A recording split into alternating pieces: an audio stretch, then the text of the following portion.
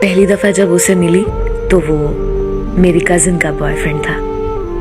Cousin से number लेकर message करने लगा। हमारी बात होने लगी। मेरी कजिन उसे टाइम पास कर रही थी।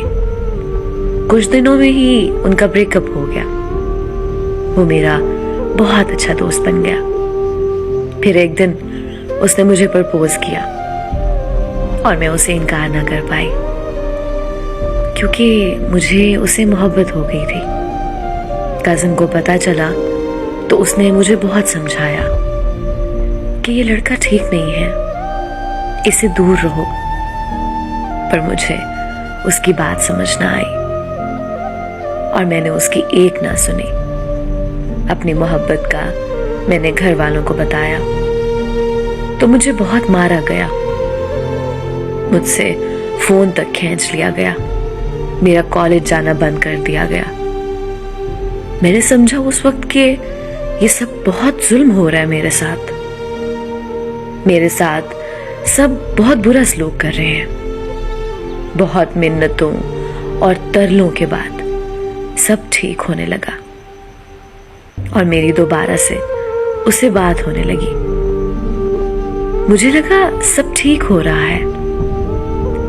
ईद का दिन था और उसकी कॉल आई और बोला कि मेरी फैमिली नहीं मानी हमारी शादी के लिए।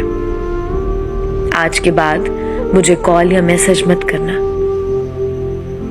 मैं ना तो उसे कुछ कह सकी और ना ही उसे रोक पाई।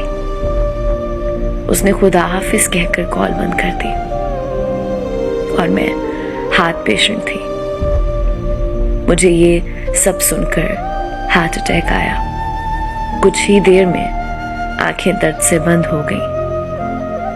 अस्पताल से वापस तो आई, मगर एक जिंदा लाश बनकर। मुझसे जब उसकी जुदाई बर्दाश्त ना हुई तो मैंने उसे दोबारा राब्ता किया। पागलों की तरह उसकी मिन्नतें करने लगी कि खुदा का वास्ता है, मुझे ना छोड़ो, मैं मर जाऊंगी। पर उसको मेरी हालत पर तरस नहीं आता। मैं ज़हनी मरीज बनकर रह चुकी हूं। कई सालों से उसे राब्ता तो नहीं है, पर उसके दिए हुए जख्म से बहुत तकलीफ में आ जाती हूँ। अब दुआ है कि किसी दिन सुकून की नींद सो जाऊं, हमेशा के लिए।